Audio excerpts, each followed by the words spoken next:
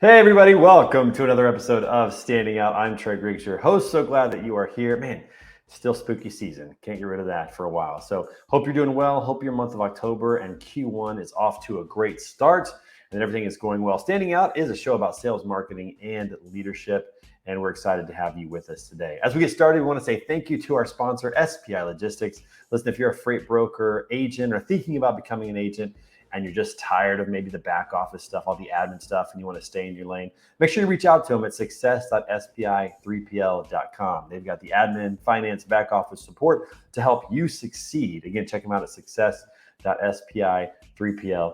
Well, it's been a busy month here in October. We've had a lot of events. We've had the Broker Carrier Summit, TIA Technovations. Coming up soon in November is Women in Trucking. I'm very excited about this event. It's all about supporting the ladies in our industry. Womenintrucking.org is the website for the Accelerate Conference. If you haven't signed up yet, it's not too late. You can sign up. That's November 5 through 8 in Dallas, Texas at the Anatolia. Going to be a great event. Going to have a chance to speak there and host a few panels, which I'm really excited about. I'm a girl dad. If you're a girl dad or girl mom out there, supporting the women in our industry is so valuable, so important because they're creating opportunities for our kids as they come up along the way. Also, we've got Wreaths Across America, a very cool event in December. It's on the 16th. It's a Saturday. And this is where you can lay wreaths at the tombs of military veterans. It's an amazing event, over 4,500 locations across the country. You can go to wreathsacrossamerica.org and sign up to either donate a wreath, money for a wreath, or to actually volunteer on that day. So a lot of great things about that event. Just an amazing event. Take your team to it, take your family to it, a group from your community, your church, whatever it is. But check that out, Wreaths Across America, an incredible organization that is helping us to always remember those who have fought and defended our freedoms here in the country. So it's a really cool thing to check out. All right, excited to bring on our guest today. I've known this guy for a little while. He's done some amazing things in the industry. He's continuing to do some really cool stuff. And so excited to have him on the show today from FreightSmith, our good friend Ryan Howard in the house today. What's up, buddy? How are you? What's up, bro? How you doing, man? I have not heard this song. I love all the new walk-up songs that we get. Everybody gets a walk-up song each day. And I'm not as familiar with this song. This is a cool song, man. It's a good little hype song. I loved your happy circles at the beginning. Nice painting, bro. It's like our friendships. They all started in happy circles. So That's right. And for those who are listening that don't know what that was a tribute to Bob Ross, one of the best painters in the world of all time, at the Afro, doing the happy trees. Man, I used to watch that. I could still watch that. They're on YouTube, man. They're just so soothing and relaxing, and the artwork's absolutely phenomenal. It's funny because he transcends generations. I mean, even my kids, my daughter, who's now in architecture school, but was an artist. I mean, she watched Bob Ross, so they all know about him. So, I mean, that dude has transcended generations, which is cool. And I guess with YouTube, obviously, you can live on, which is pretty awesome. Yeah, that is cool. But it was tremendous. I just remembered it. In fact, there's a quick story. When I was a teacher, I had a student who could paint like that. And once I learned that, I was like, dude, can you make me a painting? And she goes, what do you want in it? And I was like, well, I have to have a cabin.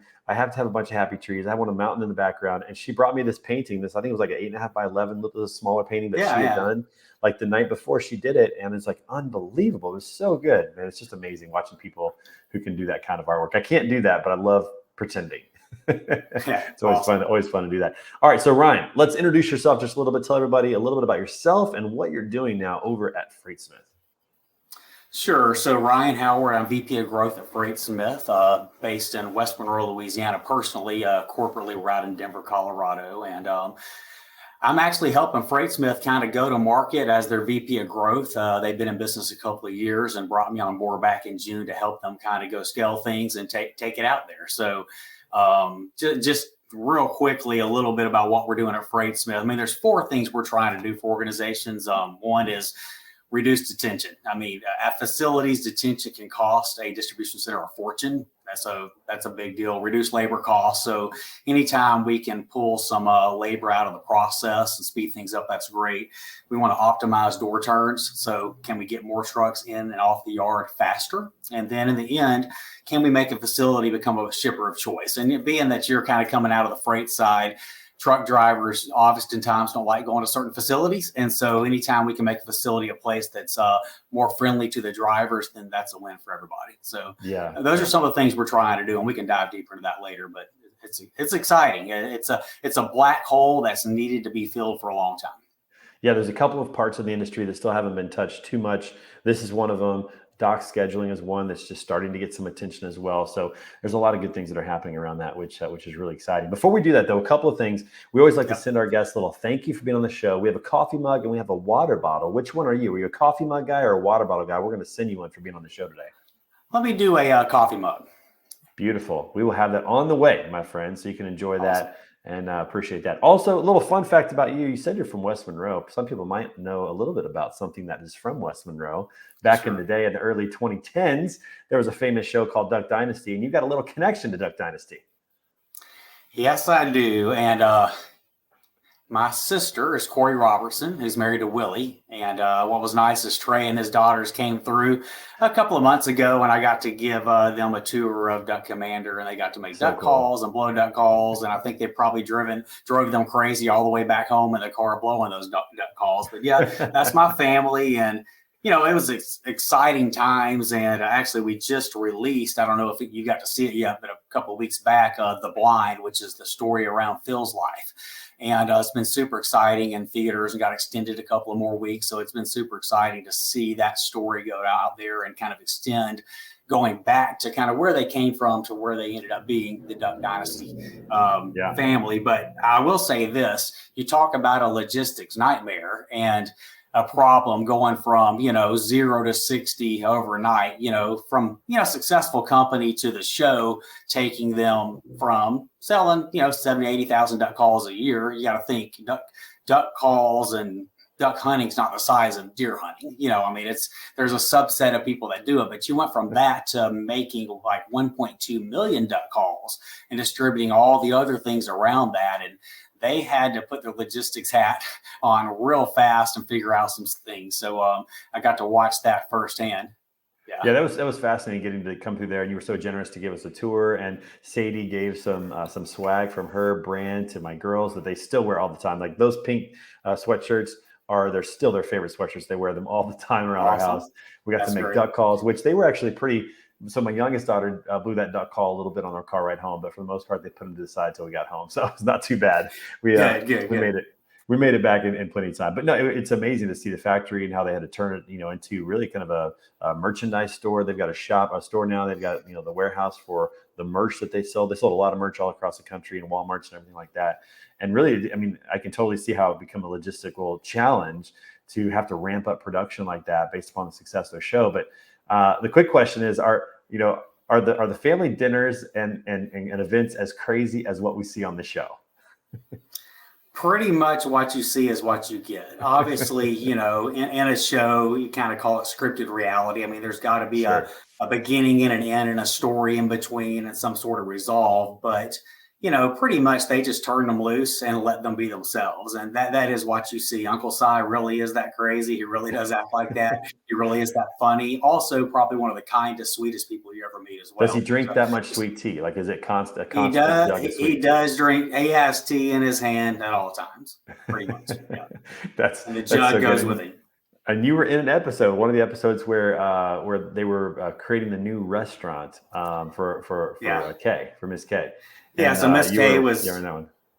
Yeah, so Miss K decided her dream was always to run and own a restaurant. So of course she decided to have the boys be the maitre d's and waiters and all that. And in that episode, obviously they needed extras and stuff. And we became the problem table, which, parents were pescatarians. We were gluten free, and they were like, gluten what? So it was really funny, and we kind of gave them a little bit of trouble there, which was fun. Yeah, that was a lot of fun. We ended up watching, I think, about 25 episodes pre and post trip just to kind of get in the feel of it as we came down. So it's fun to relive some of those and to see those experiences again. So again, thank you for the tour. It was great in the behind the scenes, making duck calls, doing the whole thing. Pretty fascinating. And for those listening, if you stop by West Monroe, make sure you go to Duck Dynasty's headquarters. It's really cool. Pretty awesome displays of the family, of the show, of how it all happened. Again, making a duck call and lots of great merchandise there, books and all kinds of stuff. So pretty cool facility. That's for sure. And like Trey, I'm here, well, when I'm in town, but hit me up on LinkedIn if you're coming through. Would love to give you the backstage tour and walk you through. So which is great. And again, we really appreciate that. It was very, very kind of you to do that. All right, Ryan, let's talk about your story a little bit. How did you get into transportation and logistics? That's funny. There's a lot of young professionals now coming up with degrees in this, and which is exciting and new. But a lot of us kind of fluked into logistics and supply chain. It wasn't our world. My background, my family was in the publishing business, Christian books and music, and we had that for several years, and ended up selling that to Simon & Schuster.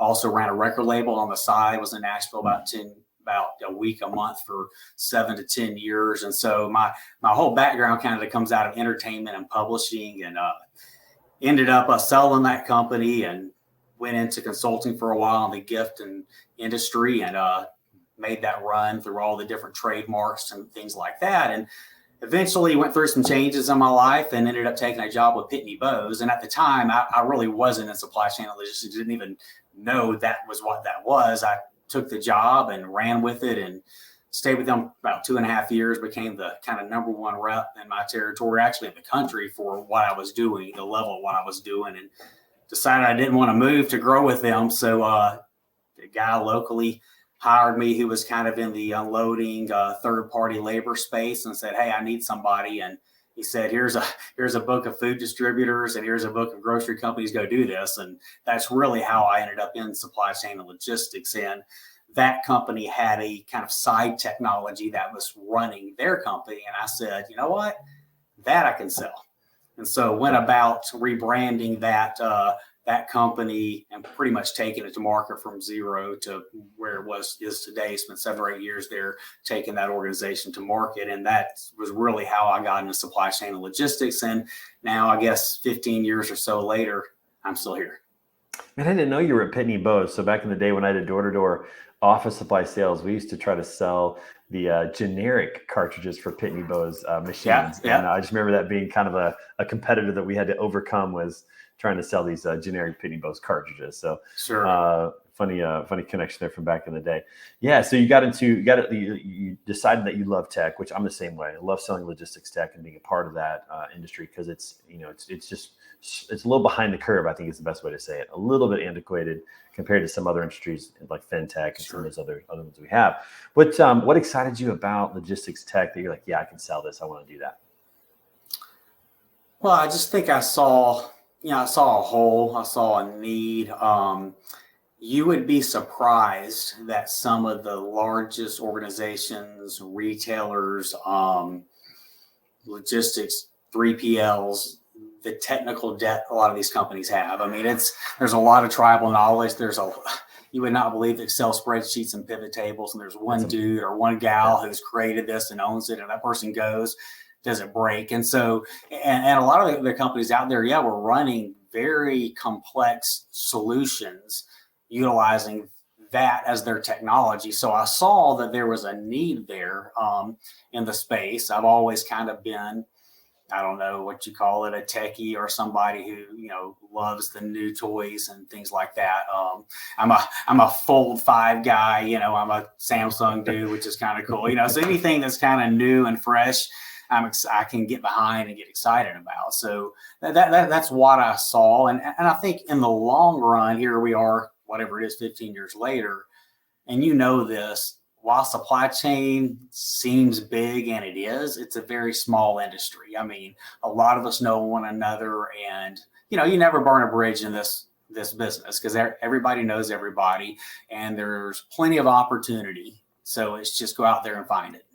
Yeah, I love that. Yeah, it's a small, big industry, that's for sure, because you do feel like you know everybody, but yet, there's hundreds of thousands of truck drivers, and there's several freight brokers, and obviously a lot of manufacturing companies out there, small mom and pop shops that are building the goods and services that we do ship around the country. So it's a small, big industry, and it's so important, like you said, not to burn any bridges in that regard, because you just never know, what opportunities you might have moving forward, which is great. How do you keep up on with the latest trends in technology? What do you do just to make sure that you guys are up to speed, and that you're personally just trying to make sure you know what's going on out there? Sure. I think there's a couple of things. One, I'm heavily involved in the trade show, supply chain. You are on the road all the time. Market. Yeah, I'm on the road all the time. And, and there's a couple of things there. I mean, one is, obviously keeping the pulse on the industry. I mean, you got to look right, you got to look left. You've got to know what's out there. It's one of these things, and you know this, if you're not out there in and amongst the people and amongst their associations and the things, you kind of don't exist. Also, you don't know what else exists. So every event, every trade show, there's the newest shiny toy that pops up, and that might be here next year, or it might not, but you need to know what it is, because oftentimes you're competing for the same dollars, even if it's not a similar or like solution. In the end, there's finite time, energy, and money. And there's somebody internally is kind of own that switch, that change. And so, you need to know what you're up against. And then the other side of that is, just networking and talking to people at these events. And the after hours time, I tell people, 90% of the business is done between the 7 p.m. and 12 a.m. shift, because that's when people are kind of let their guard down, ready to have a conversation, and don't feel like they're being pulled into booths and stuff like that. Yeah, the network part really does matter. I mean, this is definitely a relationship business still, and that's really important. Hitting the road as much as you do, what are some of the tips and tricks that you have in terms of getting the most out of these events? If you were sending somebody to an event for the first time, what are a few things you would tell them to make sure they do? Sure. So, the pre-game's important. So whether that be, putting information out there on LinkedIn, seeing what kind of lists you can get ahead of time. If there's an app that's a part of the show, getting involved in the app, make sure you have your profile set up. And, a lot of times the people that you want to connect with may not be on that app until maybe 48 hours before, but being ready to utilize the app and know who's there, know who you want to target, and then try to set up pre-meetings ahead of time. So anytime you can set up pre-meetings. The other thing that I like to do is and this goes back to two things. One, what I do to keep up with technology is, one, I'm very involved on LinkedIn. I stay engaged. I see what's out there. I keep my feed pretty full. I'm liking and commenting on things. So I'm always aware of kind of what's popping up from a technology perspective. But the other side of that is, if I'm going to an event and, I know the name of it, the hashtag or whatever, I'll go and just search that, and I'll see who's kind of making comments about it, posting about it. And that's a good way for me to know kind of who's attending. And maybe I'll send them a LinkedIn message. Maybe I'll like and comment on their thing. So kind of that's the pre-show piece. But once you get to the event, there's kind of two sides to the event. If there's a booth and I'm in a booth, you're kind of in that situation where you're kind of pulling people out of the aisles, or people are kind of going around you. So I think stand in the aisle, because that's what I've always done. I just stand in the aisle. Just kind of park in the aisle and let them run into me. So hey, look over here. So, that's always a difficult process. So I think about that more from marketing and branding and name awareness. But what's more important is being amongst the people throughout the event. So you've got all the different sessions going up. I call it, the high tops between the sessions. You can work that time, and the coffee breaks. That's the super important piece. Also, attending sessions that fit into, I guess, the world that I'm in. So if I know there are people that are going to be attending this session, that is essentially someone that I could sell what I'm going to sell them. I want to sit on that because I want to hear the answers to the questions and be available afterwards if somebody wants to have a conversation. Yeah, I think some people miss out on that, like the sessions that are important, because if somebody is going to go sit in a session about maybe technology or about a process that your solution solves, like that's the prime area to go and meet some people who would potentially want to use your service. So I think that's genius. Yeah. And then I know you would say this as well, follow-up so critical after the show's over. I'm so exhausted after the show just because it's so much work, just going for 12, 15 hours a day. But man, that follow-up, after the show is really important. Here's a little trick that I do. I don't follow up right away because usually people get bombarded right after a show. Yeah. I wait about a week and then I follow up and say, hey, hope the dust is settled and you got, back to your office and got caught up. I know it's a lot to get caught up. And then I, try to engage with the conversation from that point on. So that's a little same here. I've always said, especially in supply chain, most of these guys and girls, they are drinking from a fire hose anyways. There's nothing easy about supply chain, nothing that slows down. So when they get back from the office, from the events, they're just buried. Number one. Number two, they're going to get flooded with messages, auto messages. Great to meet you. You came by the booth. So I'm the same way. I like to give it about a week, let them settle in and say, okay, who from the show is a real prospect? And maybe there's a group email that goes out to say thank you to everybody I met. But then there's going to be that 5 to 10 that you're like, okay, let's laser focus on these and see how we can get a conversation going. Yep, exactly. Awesome. Best practices. That's cool. When are we going to see you again? When's the next time you're going to be out and about? Are you going to manifest in the spring?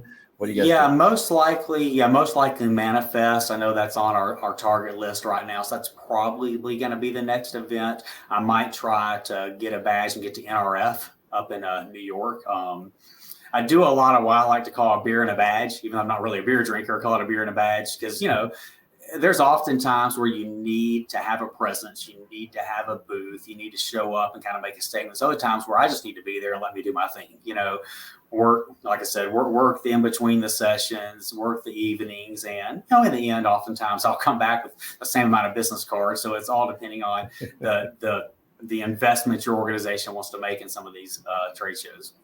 So I don't drink as well. I'm curious, do you have a drink of choice that kind of helps you get through these moments? Like I always get either a water, like in a glass, so it kind of maybe looks like a drink, or I get a Diet Coke with grenadine. That's my go-to. Do you have a go-to drink when you're at the bar with people? So let me say this. I said I don't drink beer, and I call it beer in a bag. So I do have a drink from time to time. I'm more of like a Tito's and soda with some lime. That's my drink, But and then between that, lots of water. I mean, that is an important thing, by the way. If you're at these shows and you're walking and you're talking all day, stay hydrated. I mean, be sure you bring some liquid IV, drink lots of water. It's super important. When I order my drink, I say, can I get a Diet Coke with grenadine on the rocks, please? And it kind of sounds like I gotta sounds like it. Put a little squeeze of lime on there, Right. It's not maybe an umbrella, Yeah, that's right. Let's talk about FreightSmith for a minute. I actually met Tim at Manifest last year. That's where we connected for the first time. Had a chance to get to know him a little bit. But let's talk about FreightSmith a little bit. What really makes FreightSmith stand out from your opinion as you've been taking it to market? Sure. And to frame that, and I say this because I operated under this mantra when I ran the record label. I always said, you need to be first, best, or different for there to be some sort of commercial viability. If you're first, hey, you're first. If you're best, you beat everybody. If you're different, show me your 10% difference. Show me what that unique X factor is. And if you have a combination of all three, it's a home run. So I'm always looking, when I'm looking for products, show what is setting them apart. And I saw some of that in FreightSmith because I recognized the black hole. I kind of came out of their space years ago. And I mentioned the things we're trying to solve: the detention reduction, the reduced labor cost, the door optimization, the becoming shippers of choice. But there's kind of three routes that we're going at that. So one would be, we've got the system called Schedule Pro. It's our inbound scheduling system. And believe it or not, we still run into companies all the time that are still doing this on Google Sheets, Excel spreadsheets, emails, phone calls, and they've got one person on our team. And this is sometimes at multiple locations doing that for that location. And that's laborious, and there can be changes. So having a web-based scheduling system is very important. So, the beginning orchestration of all of this is important so that it flows better. So what we do is we've developed this scheduling system called Schedule Pro. It can be tailored to any, warehouse, whatever needs, whatever dock doors they need to have operational. And then the brokers and carriers can go in and log in, create their account, and schedule their load. So it makes it easier. And that can be done kind of at a corporate level, and there's multiple locations. So you don't have to have one person at every location kind of own the entire thing. So that's important. If they don't use Schedule Pro and they do have some proper web-based scheduling system, and even if they're using spreadsheets, we bring that data into our system to start the process. So Schedule Pro / scheduling, I mean, that's the front end of this, that orchestration. But the next piece is really our IMS, and we've kind of created an acronym, IMS, which is Inbound Management System. So orchestration on the docks is important. So having something that the receiving office can utilize to manage those dock doors, know when they're working, when they're not working, what trucks may be out in the yard that are waiting on paperwork, what trucks are maybe getting close to detention, how many guys are off site somewhere. I mean, there's all of this stuff that's happening behind the scenes that end up in phone calls and waiting and walking around and standing in line that we're trying to speed up. Yeah. Love that. No, I think it's great. Keep going. Yeah. Yeah. And then I'm just going to say, and then lastly, we've developed an app. It's called the FreightSmith app, free to download for truck drivers, both iOS and Android. And, for the truck drivers, our goal is to get them on and off the yard faster, to basically keep them in the truck as much as possible. So what this app allows the user, the warehouse, to do along with the truck driver is basically check in and check out via this app. So when they're like 120 miles out, 24 hours from their appointment, our system knows that. It can pass a notification to the driver. They can download the app, or if they already have the app, they can go in, log in, and basically do what's called a pre-check. And they're saying, hey, yes, I do have this load. I am this PO. I am coming at that scheduled time. Okay, so that kind of sets up the warehouse to understand, yep, okay, we're in order here. Once they get like 15 miles out to a couple of hours from their appointment, they can officially check in. So once they check in, now I know as a receiving clerk in office, hey, this guy's available to be unloaded. He's within range. Well, what's nice is because we have the app, we can communicate through that. They don't have to come just wait on the yard. They can stay at Love's down the street. They can be at a rest area. They're not standing in a receiving office waiting to receive a door. So once we're kind of ready for them to come on board, we just pass them, a message through the app. We redundantly do this via text too, because sometimes drivers may not have things turned on. And we have 24/7, 365 support. So there's always a nice lady they can call that'll help them kind of walk them through the process. But we push them this digital gate pass, basically, that so when they show up, show the guard shack this digital gate pass that says, hey, I'm supposed to be here. And it can do one of two things. That can either get them just on the yard to go to a waiting area, or it can go ahead and assign a dock door. So, hey, come on through, pull in door number 59, unhook. Now he can get out and go to the receiving office, drop off his paperwork. And the old model is I show up at a facility, maybe there's a guard shack. You say, here's my paperwork.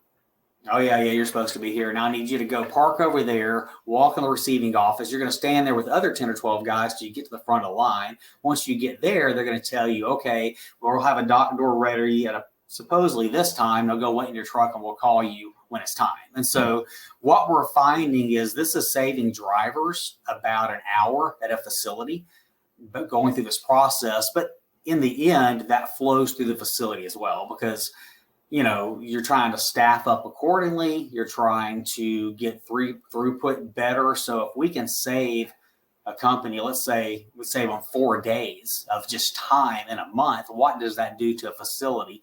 Whether that be financially running a 7th day and you could run 6 days, or whether that be, could we get more trucks turned and get inventory flowing faster? So, I mean, that's what we're trying to solve. And I think it's a great value prop, and I think it's much needed.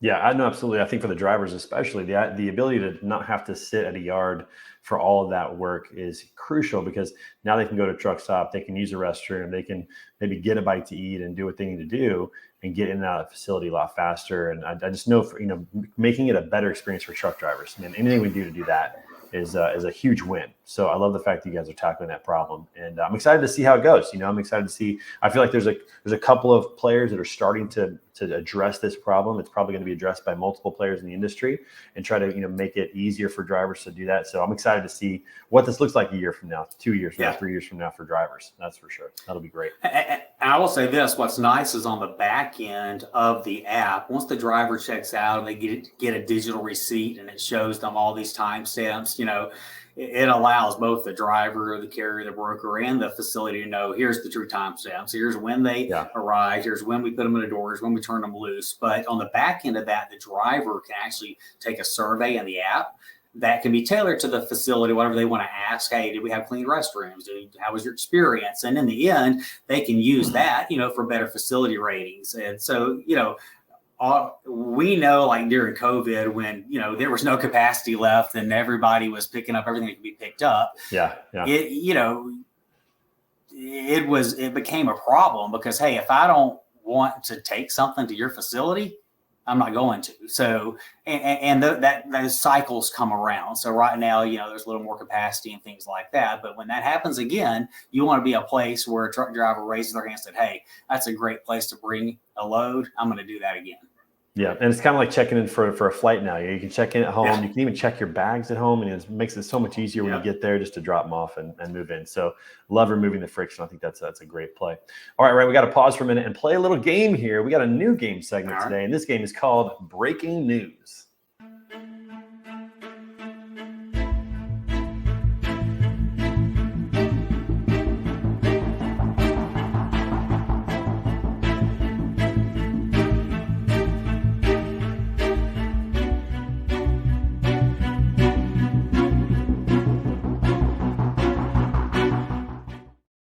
All right, Ryan, in the world of fake news, you and I have to decide if this news story that pops up is real or fake. All right, let's we're going to pop up 10 news stories, and we're going to have to decide if they're real or fake. All right, the first one is, let's see what we got. The first one is, scientists discovered giant dinosaur living underneath New York City. Scientists discovered giant dinosaur living under New York City. What do you think? I would have to call that one a fake. Is it the living, like the present tense living? Probably so. There may be some bones beneath New York City, but the living, maybe not. Yeah, that's got to be fake. Yeah, that's fake. Okay, yeah, that was an easy one. All right, for one. We're 1 for 1. Okay. All right, so number 2, a London YouTuber who swore off men found love with her alien abductor. I believe she think that happened. So maybe it's a valid story from the fact that she reported that.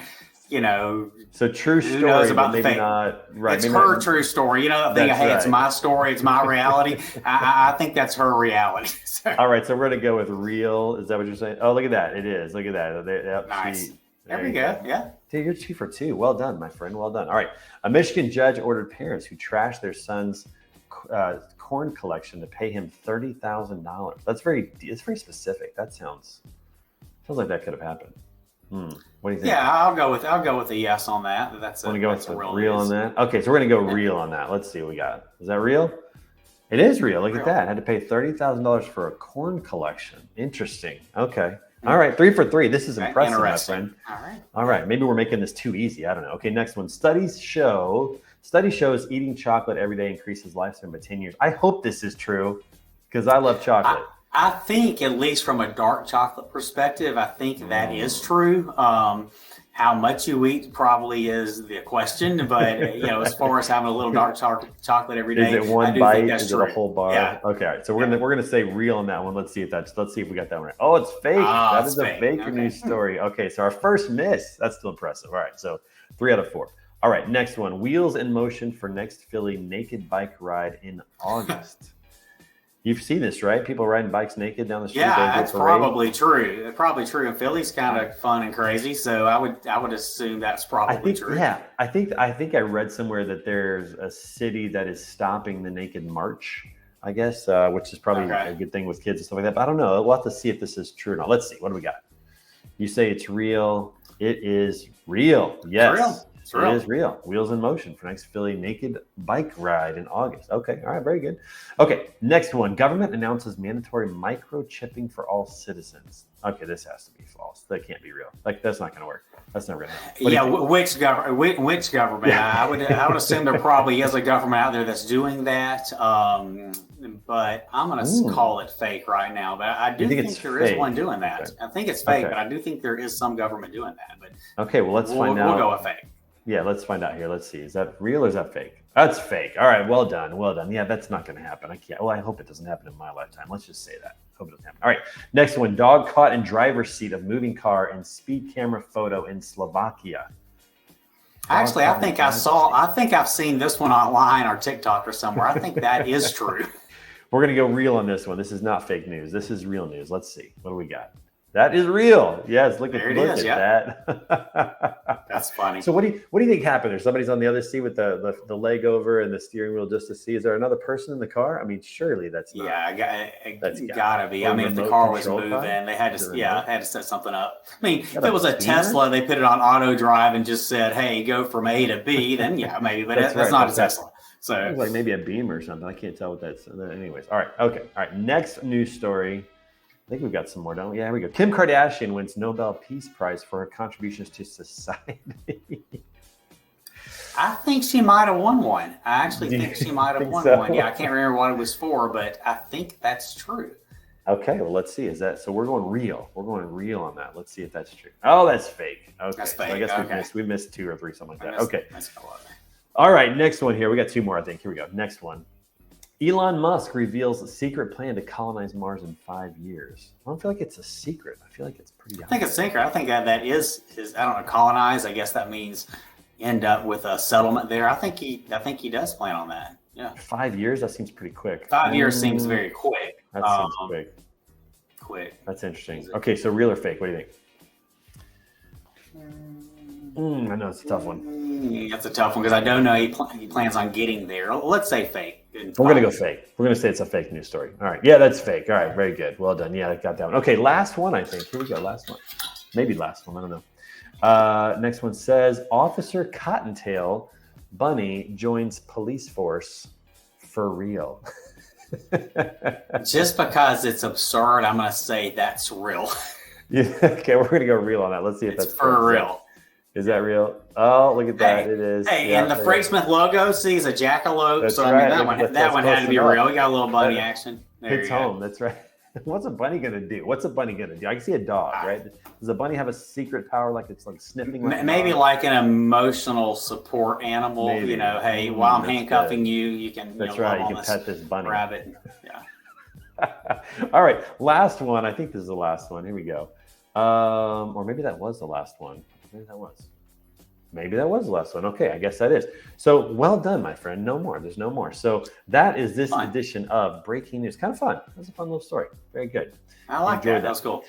All right, very good. Let's get back to it. Okay, so what is next for you, my friend? What's going on at FreightSmith? What are you guys working on? What's hot on the plate over there?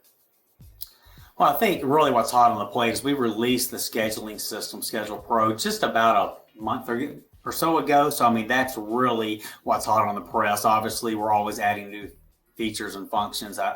The blessing of being in SaaS is that you can, fail fast, fail quick, fix stuff, change stuff. And so as you're taking something to market, as you're working with companies and organizations, you find different things that can be added to the pie that, makes the technology better and faster. And so, I think that's the biggest thing. It's just growing within our clientele and, solving the issues they have. Because sometimes we think we created this box and this box is great.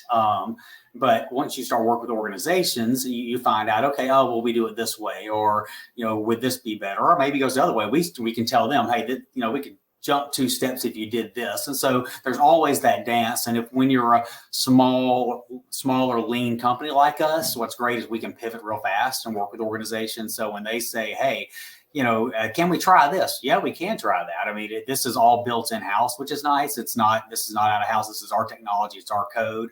So when we need to make some changes or adjustments for a client, it's actually fairly easy for us to do internally. Yeah, that's awesome. Very cool, man. I'm excited to see what comes with that. What's the easiest way for people to get connected with FreightSmith? So website's FreightSmith.net. You can find me on LinkedIn. Just look me up, Ryan Howard. Follow us on FreightSmith's LinkedIn page as well. We'd love to have you follow us, and just super excited about the future. We've got some good stuff, and if you have any questions, thoughts, hit me up, email me, or message me on LinkedIn. I'm available as often as possible. Well done, man. We got some holidays coming up. We got Halloween, Thanksgiving, Christmas. Which one's your favorite coming up here? I think I like Thanksgiving. I like Christmas, but I always like Thanksgiving. I love the family gathering. I like the feeling. I like the way you always feel like the air has finally changed into a crisp, cool air.